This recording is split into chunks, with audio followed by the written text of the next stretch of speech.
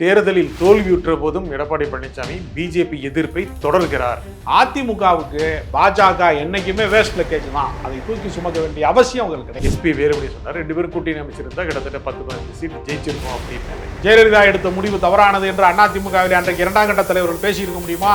இன்னைக்கு வேலுமணி பேசுகிறார். சில தலைவர்கள் பிஜேபியோட போயிடலாம், நடுராத்துல நான் ஏன்டா சுடுகாட்டுக்கு போறேன்னு மாதிரி ஓட்டு வங்கியே இல்லாத தமிழ்நாட்டில் உன்னத்துக்குமே ஆகாத குப்பை கூடாரமாக மக்கும் குப்பையாக இருக்கக்கூடிய பாஜக அதிமுக இருக்கக்கூடிய 2ஆம் கட்ட மந்திரியை போய் ஏன் சேரப்படலாம்? அதிமுகவோட முன்னாள் அமைச்சராக இருக்கக்கூடிய நயினார் நாயந்திரன் அங்கே போய் என்ன அறுத்து தள்ளிட்டாராங்க? ஒண்ணுமே இல்லையே.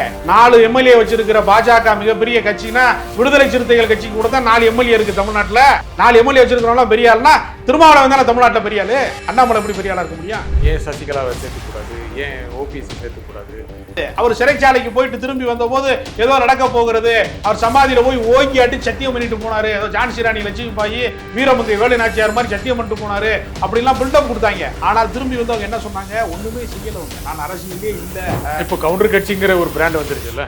அதனால இவர்கள் தான் அப்படி வந்து ஜாதி கட்சியாக உள்ளுக்குள்ளே ஒரு நிழல் அரசாங்கத்தை சசிகலா போன்றவர்கள் நடத்தி கொண்டிருந்தார்கள்.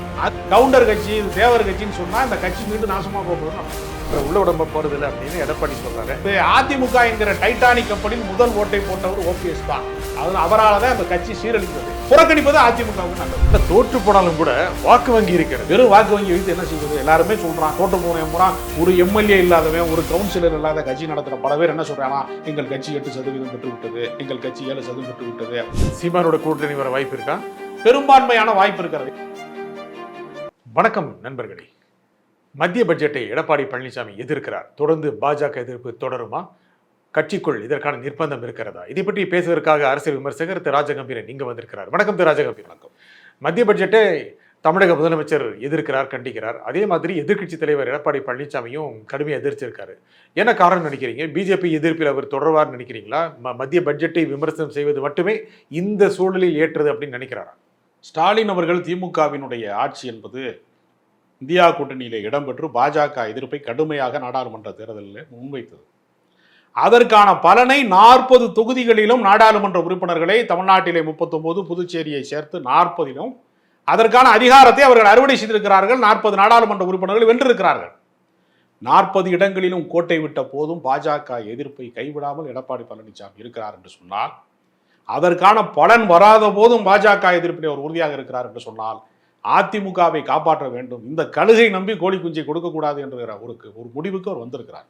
அது அந்த வகையில் பார்க்கிற போது தமிழ்நாட்டு நலன் சார்ந்த விஷயங்களில் எவ்வளவுதான் திமுக எதிர்ப்பவருக்கு இருந்தாலும் பாஜக தமிழ்நாட்டை வஞ்சிக்கிறது, இந்த பட்ஜெட் வந்து தமிழ்நாட்டுக்கு எதிரானது, தமிழ் மக்களுக்கு எதையுமே செய்யாதது என்கிற கருத்தை எடப்பாடி பழனிசாமி உறுதியோடு சொல்கிற காரணத்தினால பாஜக எதிர்ப்பில் அதிமுக உறுதியோடு இருக்கிறது, எந்த மாற்றத்திற்கும் இடம் தர மறுக்கிறது என்பதை ஒரு அதிகாரப்பூர்வமான அறிவிப்பாக இதை ஏற்றுக்கொள்ளலாம். முக்கியமாக இந்த மாதிரி சொல்றதன் மூலம் மத்தியில் இருக்கின்ற நாடாளுமன்றத்தில் தமிழகத்திலிருந்து 40 எம்பிக்கள் இருந்து கூட செய்ய முடியவில்லை அப்படிங்கிற விமர்சனத்தையும் எடப்பாடி பழனிசாமி வைக்கிறார். எடப்பாடி பழனிசாமி இப்படி அதாவது 40 உறுப்பினர்கள் இருந்தும் எதுவும் செய்ய முடியவில்லை என்று அவர் பேசலாம். ஆனால் 40 நாடாளுமன்ற உறுப்பினர்களும் அந்த அவையிலே அதற்கான குரலை எழுப்புவார்கள், தமிழ்நாட்டினுடைய உரிமை குரலை அவர்கள் எழுப்புவார்கள், பல்வேறு தீர்மானங்களை அவர்கள் கொண்டு வருவார்கள், தொடர்ந்து ஜனநாயக ரீதியான ஒரு போரை அவர்கள் நடத்துவார்கள் என்பதில் எந்த மாற்று கருத்தும் கிடையாது. முக்கியமாக நீங்க சொன்னீங்க, தேர்தலில் தோல்வியுற்ற போதும் எடப்பாடி பழனிசாமி பிஜேபி எதிர்ப்பை தொடர்கிறார் அப்படின்னு சொல்றீங்க. என்ன காரணம்? அடுத்த தேர்தலிலும் அதே மாதிரி போகலாம் அப்படிங்கிற எண்ணமா, இல்லை இப்பொழுது இருக்கிற சூழலில் பிஜேபி எதிர்ப்பை மட்டும் இப்போது மட்டும் காட்டாம போதும் அப்படின்னு நினைக்கிறீங்களா? ஏற்கனவே 2019 நாடாளுமன்ற தேர்தல் நடந்த போது அதிமுகவும் பாஜகவும் ஒன்றாகத்தான் இருந்தார்கள், ஒன்றும் செய்ய முடியவில்லை. தேனியிலே மட்டும் ஒருவர் ஏதோ ஒரு உள்ளடி வேலை பார்த்து ஒருவர் வெற்றி பெற்றார். சொல்ல முடியாது, அவரால் எந்த பலனும் இல்லை. அவர் இன்றைக்கு அவர் விஜய் மக்கள் கட்சிக்கு போக போறாரா அல்லது எங்கே போக போறாருன்னு தெரியல. அவர் ஓபிஎஸ் பலாப்பழம் வைக்க போனாரு ராமநாதபுரத்துக்கு, இவர் எங்கே போக போறாருன்னே தெரியல. அரசியலிலே அது அதிமுகவுக்கு பலனாக மாறவில்லை. அப்ப கடந்த காலங்களிலே அதிமுகவும் பாஜகவும் கூட்டணி வைத்ததனால் எந்த நல்ல பலனையும் அதிமுக அடையவே இல்லை. அதனால மீண்டும் அதிமுக பாஜக கூட்டணி என்று பேசுவது எல்லாமே பாஜகவிற்கு வேண்டுமானால் அப்படி ஒரு குதிரை தேவைப்படலாம், அதிமுக மீது சவாரி செய்ய வேண்டுமே என்பதற்கு. அதிமுகவுக்கு பாஜக என்னைக்குமே வேஸ்ட் லக்கேஜ் தான், அதை தூக்கி சுமக்க வேண்டிய அவசியம் அவங்களுக்கு கிடையாது. தேர்தல் முடிஞ்ச உடனே முக்கியமாக அதிமுகவுடைய முக்கிய தலைவர், கொங்கு மண்டலத்தில் முக்கிய தலைவர் கருதப்படுகின்ற எஸ்பி வேலுமணி சொன்னார், 2 பேரும் கூட்டணி அமைச்சிருந்தா கிட்டத்தட்ட 10-15 சீட்டு ஜெயிச்சிருப்போம் அப்படின்னாரு. இந்த மாதிரி அதிமுகவில் சில தலைவர்கள் அப்பப்போ சொல்றாங்க. அது எடப்பாடி கருத்துக்கு முரண்பட்டது தானே? மாற்று கருத்தை பேசுவதுதான் ஜனநாயகம். உட்கட்சி ஜனநாயகத்தை எடப்பாடி பழனிசாமி வந்து பேசுகிற அளவிற்கு அனுமதித்திருக்கிறார். ஜெயலலிதா தோற்று போன போது ஜெயலலிதா எடுத்த முடிவு தவறானது என்று அதிமுகவில் அன்றைக்கு 2ஆம் கட்ட தலைவர்கள் பேசியிருக்க முடியுமா? இன்னைக்கு வேலுமணி பேசுகிறார், எடப்பாடி பழனிசாமியுடைய முடிவு வந்து இப்படி வேறு வகையாக இருந்திருந்தால் நம்ம ஒரு 10-15 சீட்டு ஜெயிச்சிருப்போமே என்று சொல்ல முடிகிறது இல்லையா? உட்கட்சி ஜனநாயகம் இருக்கிறதாக எடுத்துக்கொள்ளலாம். அதற்காக எடப்பாடி பழனிசாமி இடம் வந்து ஆட்டம் கண்டு விட்டது, அவர் அதிமுகவுடைய தலைமை மாறப்போகிறது, வேலுமணி வந்து கையிலே வந்து ஆயுதத்தை எடுத்து விட்டார், அதிகாரத்தை கைப்பற்றி என்றெல்லாம் யூகங்களிலே சொல்லுகிறார்களே தவிர எடப்பாடி பழனிசாமி தான் அதிமுகவினுடைய முகமும் முகவரியாகவும் மாறிவிட்டார் என்பது மறுக்க முடியும். முழு கட்டுப்பாடு இல்லை தானே? முழு கட்டுப்பாடு என்ன? சக அமைச்சர்களாக இருந்தவர்களில் ஒருவர் முதலமைச்சரானார், தன்னோடு சக நண்பர்களாக இருந்தவர்கள் என்கிற காரணத்தினால அவர்கள் மாற்று கருத்தை உரையாடுகிறார்கள், அதை அவர் அனுமதிக்கிறார். அது நல்ல விஷயம் தானே. சர்வாதிகார போக்கு இல்லாமல் ஒரு கட்சியை அவர் நடத்துகிறார். அதிமுகவில் வந்து ஜெயலலிதா பொதுச் செயலாளராக இருந்தபோது, முதலமைச்சராக இருந்தபோது கட்சிக்காரன் எதிர்கட்சிக்காரன் விட்டு கல்யாணத்துக்கு கூட போக முடியல, சாவுக்கு போக முடியல. ஒருத்தர் பேசினா அந்த போட்டோவை தலைமை கழகத்தில் கொடுத்தாங்கன்னா கட்சி பதவி போயிருங்கிற ஒரு அசிங்கமான, ஒரு அவலமான, அநாகரிகமான அரசியல் நிலைமை தமிழ்நாட்டில் மாறி இருக்கிறதே. இன்றைக்கு எல்லாரும் ஒருத்தரோடு ஒருவர் கைகுலுக்கி கொள்கிறார்கள், நலம் விசாரித்து கொடுக்கிறார்கள். நாகரிகம் அடைந்திருக்கிறதுல எடப்பாடி பழனிசாமி காலத்துல அதை வரவேற்கலாம் வேணுமா? இல்லை, கட்சிக்குள்ள ஒரு நிர்பந்தம் இருக்கு. சில தலைவர்கள் பிஜேபியோட போயிடலாம், இப்போதைக்கு எதிர்ப்பு இருந்தாலும் கூட அடுத்த சட்டப்பேரவை தேர்தலுக்கு முன்னால போயிடலாம் அப்படிங்கிற எண்ணங்களை சொல்றாங்க தானே? நடுராத்துல நான் ஏன்டா சுடுகாட்டுக்கு போறேன்னு சொல்ற மாதிரி ஓட்டு வங்கியே இல்லாத தமிழ்நாட்டில் வந்து உன்னத்துக்குமே ஆகாத குப்பை கூடாரமாக மக்கும் குப்பையாக இருக்கக்கூடிய பாஜகவை போய் அதிமுக இருக்கக்கூடிய 2ஆம் கட்ட மந்திரிகள் போய் ஏன் சேர போறான்? அதற்கான அவசியம் என்ன இருக்கிறது? அவர்கள் கையில அமலாக்கத்துறை இருக்கிறது, வருமான வரித்துறை இருக்கிறது, நம்ம மீது வழக்கு போடுவார்கள் என்று வருமானத்துக்கு அதிகமாக சொத்து வைத்திருக்கிறவர்களை அச்சுறுத்துவார்கள் என்கிற ஒரு சிலருக்கான பிரச்சனை தான். கட்சியினுடைய ஒட்டுமொத்த பிரச்சனை அது எப்படி மாறக்கூடும்? பாஜக போய் சேர்ந்தா என்ன ஆக முடியும்? நயினார் நாகேந்திரன் என்ன ஆயிட்டாரு? அதிமுகவோட முன்னாள் அமைச்சராக இருக்கக்கூடிய நயினார் நாகேந்திரன் அங்கே போய் என்ன அறுத்து தள்ளிட்டாராங்க? ஒண்ணுமே இல்லையே. திரும்ப திரும்ப தோத்து போறாரு. அதிமுக இருக்கும்போது அவர் தோல்வியே கண்டதில்ல. தொடர்ந்து எம்எல்ஏ இருக்காருங்க, சட்டமன்ற உறுப்பினரா அதிமுக ஆதரவு நிலைப்பாட்டில் இருக்கும் போது எடுத்த ஓட்டுல வந்து அவர் ஜெயிச்சாருங்க. அதை இப்ப போய் நீங்க சொல்லி கட்டுறீங்க. அப்படி பார்த்தா 4 எம்எல்ஏ வச்சிருக்கிற பாஜக மிகப்பெரிய கட்சினா விடுதலை சிறுத்தைகள் கட்சிக்கு கூட தான் 4 எம்எல்ஏ இருக்கு தமிழ்நாட்டுல. அப்ப விடுதலை சிறுத்தை கட்சி தலைவர் திருமாவளவன் தான் அடுத்து பெரிய தலைவர்னு அண்ணாமலை சொல்ற மாதிரி ஏன் மற்றவங்க எல்லாம் ஊடகவியலாளர்களோ விவாதங்களே ஏன் பேச மறுக்கிறீங்க? அதை ஒத்துக்குங்க எல்லாரும். அண்ணாமலையை விட பெரிய தலைவர் திருமாவளவன். தத்துவ ரீதியாக, சித்தாந்த ரீதியாக, கொள்கை ரீதியாக பேசக்கூடிய ஒரு ஜனநாயகவாதியே. 4 எம்எல்ஏ இருக்கு. அப்ப விசிகா ஒரு பெரிய கட்சின்னு ஒத்துக்குறீங்களா? நீங்க அங்கே மட்டும் ஒத்துக்க மறுக்கிறீங்களா? என்ன காரணம்? 4 எம்எல்ஏ வச்சிருக்கிறவங்க பெரிய ஆள்னா திருமாவளவன் தானே தமிழ்நாட்டில் பெரிய ஆளு. அண்ணாமலை எப்படி பெரிய ஆளா இருக்க முடியும்? ஆனா கட்சிக்குள்ள அதிமுகக்குள்ள பாஜகவோட கூட்டணி அமைக்கலாம், அதுதான் வந்து 2 கட்சியும் சேர்ந்ததுன்னா நல்லா ஜெல் ஆகும், நல்ல ஒரு அண்டர்ஸ்டாண்டிங் இருக்கும் அப்படிங்கிற நிர்பந்தம் இருக்குதானே? கறந்த பால் மடி புகாது என்று சொல்லிட்டாங்க ஏற்கனவே. உதயகுமார் என்கிற அமைச்சர் சொல்லிட்டாரு, ஆர்பி உதயகுமார் சொல்லிட்டாரு.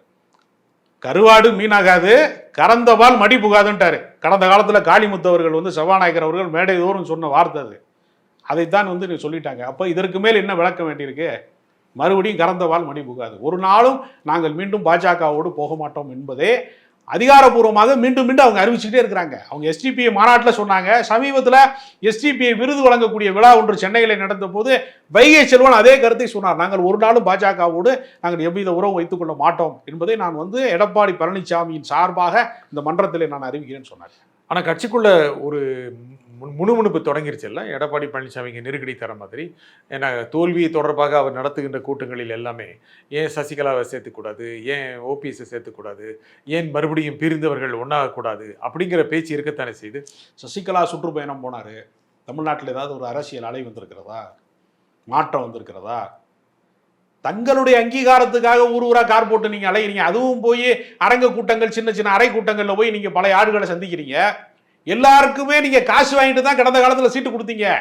அதனால சசிகலாவுக்கு ஃபாலோவர்ஸ் கிடையாது, அவருக்கு பின்னால் தொண்டர்கள் கிடையாது, அவருக்கு பின்னாடி 2ஆம் கட்ட தலைவர்கள் கிடையாது. அவர் சிறைச்சாலைக்கு போயிட்டு திரும்பி வந்த போது ஏதோ நடக்க போகிறது, அவர் சமாதியில போய் ஓங்கி அடி சத்தியம் பண்ணிட்டு போனாரு, ஏதோ ஜான்சி ராணி லட்சுமிபாயி வீரமங்கை வேலு நாச்சியார் மாதிரி சத்தியம் பண்ணிட்டு போனாரு அப்படின்லாம் பில்டப் கொடுத்தாங்க. ஆனால் திரும்பி வந்து அவங்க என்ன சொன்னாங்க? ஒண்ணுமே செய்யலவங்க, நான் அரசியலே இல்ல, தேர்தல் அரசியலுக்கு நான் வரமாட்டேன் அப்படித்தானே சொன்னாங்க. அதனால சசிகலாவால எதுவுமே நடக்க போறது இல்லை. சசிகலா வந்து கடந்த கால நினைவுகளை அசை போட்டு பார்க்கலாமே தவிர எதிர்காலத்தை ஒரு நாள் அவங்களால கட்டமைக்க முடியாது. ஓபிஎஸ்ஸே அந்த நிலைமைக்கு ஆளாயிட்டாரு. அவருமே எந்த ஆக்டிவும் செய்ய முடியல. கட்சி அவர் கையை விட்டு போய்விட்டது, சின்னம் அவர் கையை விட்டு போய்விட்டது, கரவேட்டி கட்டுறதுக்கே அவருக்கு அருகதை இல்லை என்று நீதிமன்றம் சொல்லிவிட்டது. கட்சி கொடியை கூட அவரால் காரில் கட்ட முடியல. இதுதான் நிலைமை. இவர்கள் பாஜகவிற்கு பல்லக்கு தூக்குகிற வேலைக்கு போகிறார்கள். போயிட்டு போன்னு விட்டாங்க, அவ்வளவுதான். ராமநாதபுரத்தில் 3 லட்சம் வாக்கு வாங்கியிருக்கிறார். அதிமுகவை அடுத்த இடத்துக்கு தள்ளி இருக்கிறார். எடப்பாடியை ஓபிஎஸ் பின்னால தள்ளி இருக்கிறார். அதாங்க, அது அவருடைய ஜாதி வாக்கு வங்கி இருக்கிறது. நம்முடைய சமூகத்தை சேர்ந்தவர், துணை முதலமைச்சர் வரைக்கும் இருந்தவர், ஒரு இடைக்கால முதலமைச்சராக இருந்தவர், ஜெயலலிதாவை நம்பிக்கைக்குரியவராக இருந்தவர். அவர் ஒரு அவல நிலைக்கு ஆளாகிவிட்டார், அரசியலிலே அகதியாகிவிட்டார். இலங்கையில இருந்து வரக்கூடிய அகதிகளை எல்லாம் ராமநாதபுரம் மாவட்டத்தில் ராமேஸ்வரம் தனுஷ்கோடி பக்கத்தில் இருக்கிறவங்க அகதிகளை ஆதரிப்பது வழக்கம். அது மாதிரி அரசியல் அகதியாக இருக்கிற அவரை அவருடைய சமூக மக்கள் கொஞ்ச நாள் அங்கீகரித்திருக்கிறாங்க. வெற்றி பெறலையே. நீங்க 3 லட்சம் வாங்கினேன், 4 லட்சம் வாங்கினேன்னு சொல்றதெல்லாம் நல்லா தான் இருக்கு கேட்கும் போது. வெற்றி பெறலையே. இதை வைத்து அவர் என்ன செய்ய முடியும்? 3 லட்சம் வாக்கு வச்சு என்ன பண்ண போறாங்க? அந்த பகுதி மக்கள் தொடர்ந்து கேட்கறாங்க. அங்கே நடந்த நிர்வாகி கூட்டத்தில் எடப்பாடி கிட்ட சொல்றாங்க, பிரிந்துகள் வர வேண்டும், ஓபிஎஸ் வர வேண்டும், டிடி வர வேண்டும், சசிகலா வர வேண்டும். அப்போதுதான் அந்த பகுதி இருக்கின்ற வாக்காளர்களை ஒன்று திரட்ட முடியும், வெற்றி பெற முடியும் அப்படின்னு நிர்பந்திக்கிறாங்க. எடப்பாடி இணங்கி தானே ஆகணும். இப்படி தொடர்ந்து பேசிக்கொண்டே இருக்கிறார்களே தவிர நடைமுறையில ஏதாவது மாற்றம் நடந்திருக்கிறதா? டிடிவி தினகரன் அவர் தனி கட்சி ஆரம்பிச்சிட்டாரு. அவர் இனிமேல் அதிமுகவோட கூட்டணி தான் வர முடியும். அவர் தனி கட்சி தலைவர் ஆரம்பிச்சார். அவருக்கு பின்னால் ஒரு பெரிய கூட்டம் திரண்டது, பெரிய மாநாடு போட்டார், மேலூர்ல பிரம்மாண்டமான மாநாடு போட்டார். ஒட்டுமொத்த கட்சியுமே டிடிவி தினகரன் பின்னாடி தான் இருக்கு என்கிற தோற்றத்தை ஆர்கே நகர் தேர்தல் மூலமாக பல கருத்துக்களை சொன்னாங்க. ஆனா நடைமுறையில் என்னவானது? அந்த கூட்டமெல்லாம் கலைந்து போய்விட்டதே. அதே போலதான் ஓபிஎஸ்க்கு பின்னாடி ஆதரவாளர்கள் என்று சொல்லி கொண்டிருந்த ஒரு 4-5 பேரும் காணாம போயிட்டான். அந்த தேர்தல் முடிஞ்ச உடனே சுத்தி திரும்பி பார்க்குறாப்புல பலாப்பழத்தில் ஈ மொய்த்து விட்டு திரும்ப போடுறதை போல அவன் கூட இருக்கிற ஆதரவாளர்களையும் காணாம். இந்த நிலைமையிலே அரசியலை வைத்துக்கொண்டு இவங்களா போறாங்க, ஒவ்வொரு ஊரா போறாங்க. சசிகலாவை யாராவது தொண்டர்கள் வரவேற்று நீங்கள் யாராவது பார்த்துருக்கிறீர்களா? எங்காவது ஒண்ணுமே கிடையாது. அப்ப முழுக்க முழுக்க சுயசாதிக்காரர்களை சந்திப்பதை கட்சிக்காரர்களை சந்திப்பதாக சொல்லிக் கொடுக்கிறார்களே தவிர உண்மையிலேயே கட்சி என்பது முக்குளத்தோர் கட்சி கிடையாது. அது சாதி கட்சி கிடையாது. அது எல்லாருக்குமான அரசியல் கட்சி என்கிற காரணத்தினால இப்போ கவுண்டர் கட்சிங்கிற ஒரு பிராண்ட் வந்துருச்சுல்ல. அப்படி இவர்கள் அவதூறு பரப்புறாங்க. அப்படின்னா கவுண்டர் கட்சினா அப்புறம் அந்த இடத்துல எதுக்கு பல பேர் முக்குளத்தோர் சமூகத்தை சேர்ந்தவர்களாம் முன்னணி பொறுப்பாளர்களாக எப்படி இருக்கிறாங்க? இங்கே விஜயபாஸ்கர் ஏன் இருக்கிறாரு, செல்லூர் ராஜ் ஏன் இருக்கிறாரு? அவரெல்லாம் கவுண்டராக ஜாதி மதம் மாறத்தான் முடியும், ஜாதி மாற முடியாது. செல்லூர் ராஜ் ஜாதி மாறிட்டாரப்ப, செல்லூர் ராஜா கவுண்டர் ஜாதியில் சேர்த்துக்கிட்டாங்களாப்ப? எப்படி அதெல்லாம் ஏற்றுக்கொள்ள முடியும்? எல்லா சமூகமும் இணைந்துதான் ஒரு அரசியல் கட்சியை நடத்த முடியும். அன்வர் ராஜா இருக்கிறாரு, அப்ப அன்வர் ராஜா கவுண்டரப்ப எப்படி அன்வர் ராஜா அங்கே போய் இருக்கிறாரு? அப்ப சிறுபான்மை சமூகத்தை சேர்ந்தவர்களா இருக்கட்டும், செல்லூர் ராஜ் மாதிரியான தேவர் சமூகத்தை சார்ந்தவர்களா இருக்கட்டும், எல்லா சமூகமும் சேர்ந்துதான் ஒரு அரசியல் கட்சியை நடத்த முடியும். அதனால இவர்கள் தான் அப்படி ஜாதி கட்சியாக உள்ளுக்குள்ளே ஒரு நிழல் அரசாங்கத்தை சசிகலா போன்றவர்கள் நடத்தி கொண்டிருந்தார்கள். அது இன்றைக்கு தெருவுக்கு விட்டது, அம்பலப்பட்டு விட்டது. எனவே தான் திருடி பிறரை நம்பாள் என்று சொல்வதை போல தன்னை போலவே இவர்கள் கருதி கொண்டிருக்கிறார்கள். வெறும் கவுண்டர்களுக்கான அரசியல் கட்சி என்று எப்படி சொல்ல முடியாது? ஆனால் முக்கியமாக கடந்த சட்டப்பேரவை தேர்தலில் அதிக இடங்களை வென்றது அந்த பகுதியில் தானே. அதனால் திரு எடப்பாடி பழனிசாமி முன்னிறுத்தி அந்த சமூக மக்கள் கட்சி பின்னால் திரள்கிறார்கள். அதை மறுக்க முடியுமா? எப்பொழுதுமே ஒரு சமூகத்தை சார்ந்தவர் கட்சிக்கு தலைவரானால் அந்த சமூகம் திரளுவது என்பது ஒரு இயல்பானது. அதை ஒரு குற்றச்சாட்டாக யாருமே நம்ம சொல்ல முடியாது. தமிழ்நாட்டிலே ஒரு பெரும்பான்மை சமூகத்தை சார்ந்தவர்களாக கலைஞரோ ஜெயலலிதாவோ இல்லாமல் போனது ஒரு வகைக்கு ஜாதி ரீதியான அரசியல் உருவாகாமல் போனதற்கு ஒரு நன்மை நடந்திருக்கிறது. இன்றைக்கு ஜாதி ரீதியாக திரள்கிறார்கள் என்று சொன்னால் அது நீண்ட கால பயணமாக நிகழுமா என்று சொல்ல முடியாது. அதனால எல்லா சமூகங்களும் ஒருங்கிணைக்கிற ஒரு மையப்புள்ளியாக ஒரு அரசியல் கட்சி இயங்கினால் மட்டும்தான் தேர்தல் வெற்றி பெற முடியுமே தவிர கவுண்டர் கட்சி இது தேவர் கட்சின்னு சொன்னா இந்த கட்சி மீண்டும் நாசமா போகுதுன்னு அர்த்தம். அப்படிப்பட்ட பிராண்ட் வந்துருச்சுல்ல, அது மறுக்க முடியாது. இப்போ அது மாற்று கருத்துடையவர்கள் சொல்லுகிற ஒரு அவதூறு. இப்ப கவுண்டர் சமூகத்தை நம்பித்தான் செந்தில் பாலாஜியை சிறைக்கு அனுப்பிட்டா நம்ம ஜெயிச்சிடலாம் நினைச்சாரு அண்ணாமலையால ஜெயிக்க முடிந்ததா? ஒன்றுமே இல்லை. எல்லா முறையும் தோற்றுதான் போறாரு. இப்ப அவர் என்ன செய்யறாரு? அரசியல் இருந்து துறவரம் போடுவதற்காக வேண்டி நான் லண்டனுக்கு படிக்க போறேன் அப்படின்னு சொல்லி ஒரு டிராமா போட்டுட்டு இருக்காரு. எப்படி போனாலும் டிசம்பர்ல அவருக்கு பதவி காலியாகிறது உறுதி. இப்ப என்ன செய்யறாங்கன்னா தங்களுடைய தோல்வியவே கௌரவமான தோல்வியாக சில பேர் மாற்றிக்கொள்வாங்க. அதைத்தான் இது காட்டுகிறது. அதனால சாதி பின்புலம் மட்டுமே ஒருவனை வெல்ல வைக்க முடியும்னா, வெற்றி பெற வைக்க முடியும்னா, கவுண்டர் சமூகத்தை சேர்ந்தவர்கிற முறையில அண்ணாமலை வெற்றி பெற்றுப்பாரு. ஏன் வெற்றி பெற முடியல? அப்ப சாதியும் உனக்கு வேலை செய்யல, மதமும் வேலை செய்யல, நீ யாருன்னு மக்கள் தெளிவா தெரிஞ்சு வச்சிருக்கான். உனக்கு ஓட்டு போட்டா தமிழ்நாட்டுக்கு நாசம் அப்படின்னு தெரிஞ்சு வச்சதுனால மதவாத கட்சிகளுக்கு தமிழ்நாட்டில் இடமில்லை. எடப்பாடி பொறுத்த வரைக்கும் அடுத்த ஒரு 6-7 மாதங்களில், முக்கியமாக ஒரு ஆண்டில் மனம் மாற வேண்டும், இல்லாவிட்டால் அடுத்த தேர்தலை வெல்ல முடியாது. அதுதானே உண்மை. இப்ப பாஜகவுக்கு தமிழ்நாட்டில் ஒரு மிகப்பெரிய அளவுல ஒரு 2 கோடி வாக்கு வங்கி இருக்கக்கூடிய ஒரு அரசியல் கட்சி. பாஜக தயவு இல்லைன்னா வந்து மீண்டும் எடப்பாடி பழனிசாமி எம்எல்ஏ ஆக முடியாது, மந்திரி ஆக முடியாது, முதலமைச்சர் ஆக முடியாது அப்படிங்கிற சூழ்நிலையா இருக்குது தமிழ்நாட்டில். அப்படி ஒன்றுமே இல்லையே. ஒவ்வொரு ஜாதி கட்சியில் இருக்கக்கூடிய செல்வாக்கு மிக்க தலைவர்களுக்கு சீட்டு கொடுத்தீங்க. ஏசி சண்முகத்துக்கு சீட்டு கொடுத்தீங்க. அவர் முதலியார் சமூகம் பெரிய அளவில் வேலூரில் இருக்குது. அதை நம்பி அவர் காசு செலவழிக்கக்கூடியவர். அவரை கொண்டு தெருவில் இறக்கி விட்டீங்க. அவர் தோத்து போயிட்டாரு. ஏற்கனவே எம்பியா இருக்கிற ஆளை கூட்டிட்டு வந்து பாரிவேந்தரை கூட்டிட்டு வந்து மிரட்டி கொண்டு வந்து பாஜக சேர்த்திய. ஏற்கனவே எம்பியா இருந்த ஆளை கொண்டு டெபாசிட் காலி பண்ண விட்டாங்க. அவர்கிட்ட இல்லாத காசா எல்லாமே இருக்கு. அவர்கிட்ட ஊடகாருக்கு எல்லாருக்கும் எல்லா பேக்ரவுண்டும் இருக்கிற பாரிவேந்தர் டெபாசிட் காலி ஆகுது. அப்ப ஏற்கனவே செல்வாக்கு மிக்க அரசியல் சக்திகளாக இருக்கிறவர்களையெல்லாம் முன்னிலைப்படுத்தி நீங்க வந்து ஒரு ஓட்டு வங்கின்னு ஒன்று உருவாக்கிட்டோம்னு சொல்லி உலகத்துக்கு ஒரு சீனை போடுறீங்களே. முக்கியமாக ஓட்டு வங்கி எடப்பாடி பொறுத்த வரைக்கும் ஓபிஎஸ்சி சேர்த்துக் கொள்ள வேண்டும். இந்த மாதிரி ஒரு சூழ்நிலையை நோக்கி அவர் செல்கிறார். அடுத்த ஒரு 6-7 மாதங்களில், ஒரு வருடத்தில் இந்த மனமாற்றம் அவரிடமிருந்து வெளிப்படும். சரியா தவறு? எடப்பாடிக்கு மனமாற்றம் வராது. ஓபிஎஸ் வேண்டுமானால் எடப்பாடியை தலைவராக ஏற்றுக்கொண்டு 2ஆம் கட்ட தலைவர்களில் ஒருவராக நான் இருந்து கொடுக்கிறேன், என்னால் அரசியல் அகதியாக வாழ முடியல, பாஜக காரனை நம்பி போனோம்னா எனக்கு ஒன்றும் ஆகலை என்று அவர் வேண்டுமானால் இந்த கட்சியிலே தன்னை வந்து 2ஆம் கட்ட தலைவராக ஒப்புக்கொண்டா இவங்க வாய்ப்பு கொடுப்பதற்கு ஒரு சூழல் உருவாக முடியாண்டாரு. அவர் வந்து கட்சி ஒற்றுமைப்பட்டா போதும், தனக்கு பதவி எதுவும் வேண்டாம் சொல்லி கூட அவர் உள்ள உடம்ப போறதில்லை அப்படின்னு எடப்பாடி சொல்றாரு. அப்படி சொல்வது நல்லது. ஏனென்றால் அவர் ஒருவேளை வந்து அதிமுகவிலே வந்து ஓபிஎஸ் சேர்த்து கொள்ளப்பட்டால் கூட பாஜகவின் உளவாளியாகத்தான் அவர் செயல்படுவார் என்று அவருடைய ஆதரவாளர்களை சொல்றான். ஏன்னா அதிமுகவை உடைத்தது யார் அப்படின்னு ஒரு கேள்வி நம்ம வச்சோம்னா ஓபிஎஸ் தான் அந்த தியானம் இருக்கிறேங்கிற பேர்ல இந்த டிராமாவை போட்டு தர்ம யுத்தம் என்கிற பேர்ல ஒரு நாடகத்தை நடத்தி அதிமுகவை நாசப்படுத்தியது. அதிமுக என்கிற டைட்டானிக் கப்பலில் முதல் ஓட்டை போட்டவர் ஓபிஎஸ் தான். அவரால் தான் அந்த கட்சி சீரழிந்தது. அவர் தான் எல்லாத்துக்கும் காரணமா இருந்தார். அதனால அவரை வந்து புறக்கணிப்பது அதிமுகவுக்கு நல்ல விஷயம் தான். ஆனால் அவருக்குன்னு ஒரு ஓட் பேங்க் இருக்குது, அவருக்குன்னு ஒரு ஃபாலோவர்ஸ் இருக்காங்க. அப்படி இருக்கும் பொழுது அவரை சேர்த்து கொண்டால் 1% 2% அந்த அளவுக்கு வாக்கள் வந்தாலே அடுத்த தேர்தலில் திமுக எதிர்கொள்ள முடியும். அதானே அதிமுக. அதை அவர் நிரூபித்திருக்கணும்ல, அவர் ஜெயிச்சு காமிச்சிருக்கணும்ல. நாடாளுமன்றத்தில் வந்து நான் ஒரு துணை முதலமைச்சராக இருந்தவன் அப்படிங்கிறனால அரசியலில் பெரிய புகழ் பெறாத நவாஸ்கனிட்ட போய் அவர் தோற்கிறாரு. நவாஸ்கனி வந்து பெரும்பான்மை சமூகத்தை சார்ந்தவர் கிடையாது, சிறுபான்மை சமூகத்தை சார்ந்தவர், பெரிய அரசியலில் பிரபலமான ஒரு ஆளுமை கிடையாது. அவரிடத்துல போய் இவர் ஏன் தோற்கிறாரு? எதனால தோற்கிறார்? அவருக்கு செல்வாக்கு இல்லை என்பதுதான் அதில் உறுதி செய்யப்படுது. அதனால அவரால் வெல்ல முடியவில்லை. வென்றிருந்தால் நீங்கள் இதெல்லாம் இப்போ கேட்கலாம். நான் வந்து கட்சியில் முக்கியமான அதை உன்னால் ஜெயிக்க முடியல, நான் ஜெயிச்சேனா இல்லையா அப்படின்னு கேட்கலாம். ஜெயிப்பதற்கு ஒன்றுமே இல்லையே. நீ மற்றவர்கள் எப்படி தோற்று போனார்களோ அப்படிதான் இவரும் தோற்று போயிருக்காரு. ஆனால் தோற்று போனாலும் கூட வாக்கு வங்கி இருக்கிறது. அது எடப்பாடி பழனிசாமி நிராகரிக்க முடியுமா? வெறும் வாக்கு வங்கி வைத்து என்ன செய்வது? எல்லாருமே சொல்றான் தோற்று போன முறை ஒரு எம்எல்ஏ இல்லாதவன், ஒரு கவுன்சிலர் இல்லாத கட்சி நடத்துகிற பல பேர் என்ன சொல்றானா, எங்கள் கட்சி 8% பெற்று விட்டது, எங்கள் கட்சி 7% பெற்று விட்டது அப்படின்னு சொல்லிக்கிட்டே இருக்கான். அதை வச்சுட்டு என்ன பண்ண முடியும்? அதை வைத்து அதிகார மையத்துக்கு போகவே முடியாதே. அதை வைத்து என்ன செய்ய முடியும்? சும்மா தொண்டர்களை வந்து சோர்வடையாமல் இருக்கிறதுக்காக சொல்லலாம், நான் 8% வாங்கிட்டேன், நான் 10% வாங்கிட்டேன், அம்மா நான் பாஸ் ஆகிட்டேன், ஆத்தா நான் பாஸ் ஆகிட்டேன்னு சொல்ற மாதிரி சொல்லிக்கிட்டே தெரியலாமே தவிர இதனால் அதிகாரத்தின் பக்கம் உங்களால் செல்ல முடியலையே. அதான ரிசல்ட் என்ன? அதான கணக்கு. எடப்பாடிக்கு இப்போ என்ன சாய்ஸ் சொல்லுங்க? ஓபிஎஸ் சசிகலா டிடிவி சேர்த்துக்கிறதா, இல்லை சீமானோட கூட்டணி அமைக்கிறதா, இல்லை விஜய் ஆதரவு கொடுப்பாரா அப்படிங்கிற எதிர்பார்த்து இருக்கிறது. அவருடைய சாய்ஸ் என்ன? நிச்சயமாக நாம் தமிழர் கட்சியோடு கூட்டணி போவதற்கு சாத்தியங்கள் அதிகமாக இருக்கிறது. இந்த பகுதியில் வந்து டிடிவி ஓபிஎஸ்னுடைய ஒரு சிறு இழப்பை வந்து ஈடுகட்டுவதற்கு இன்னொரு கூட்டணியின் வழியாக அந்த இழப்பை ஈடுகட்டி மீண்டும் ஒரு அரசியல் சக்தியாக அதிமுகவை மீண்டும் எழுச்சி பெற செய்வதற்கான வேலை திட்டத்தை அவர் செய்வார். விஜய் ஒப்புக்கொண்டாலும் அவர் கூட்டணியில் சேர்த்துக் கொள்வார் என்பதுதான் அங்கே இருக்கக்கூடிய தகவல். நிச்சயமாக இவர்களால் அந்த கட்சி மீண்டும் இயங்காது. சீமானோட கூட்டணி வர வாய்ப்பு இருக்கா? பெரும்பான்மையான வாய்ப்பு இருக்கிறது. ஏனென்றால் சீமான் தொடர்ச்சியாக 14 ஆண்டு காலம் கட்சி நடத்தி பார்த்துட்டாரு. ஒரு முறை கூட ஒரு சட்டமன்ற உறுப்பினர் ஆக முடியல.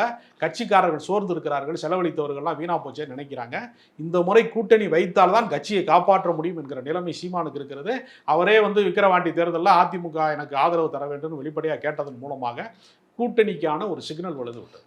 ஆனால் வளர்ந்துட்டு இருக்காரு, தொடர்ந்து ஒவ்வொரு தேர்தலாக வளர்ந்துட்டு இருக்காரு. அப்படின்னா அதிமுகவுக்கு தானே சீமான் வேணும். எப்பொழுதுமே வந்து திமுக அதிமுக வேண்டாம் என்று சொல்பவர்களுக்கான ஒரு 3வது அரசியல் கட்சி அவ்வப்போது முளைக்கும். ஆனால் அது தேராது. அப்படித்தான் மதிமுக உருவானது, அப்படித்தான் தேமுதிக என்கிற விஜயகாந்த் கட்சி உருவானது, அப்படித்தான் வந்து நாம் தமிழர் கட்சி வந்திருக்கிறது. நோட்டாவுக்கு போடுவதற்கு பதிலாக இந்த 2 கட்சியும் வேணாம் என்று நினைப்பவர்களுக்கான ஒரு சாய்ஸாக 3வது இடம் ஒன்று எப்பொழுதுமே இருக்கு. அது முன்னேறுவது கிடையாது, அது வெற்றி பெறுவது கிடையாது. அதற்கு மிகச்சிறந்த உதாரணம் மக்கள் நல கூட்டணி எப்படி மண்ணள்ளி போட்டு மூடுனாங்கன்னு எல்லாரும் பார்த்தாங்க. அது பெரிய பிரம்மாண்டமான கூட்டம்லாம் கூடியது, ஆனால் ஓட்டாக அது மாறவில்லை. எனவே 3வது அணி என்பது கிரிமினல் வேஸ்ட். இந்த நிகழ்ச்சியில் உங்கள் கருத்துக்களை குறிமையாக திரு ராஜகம்பீரன் மிக்க நன்றி. மீண்டும் ஒரு நிகழ்ச்சியில் சந்திப்போம். நன்றி, வணக்கம்.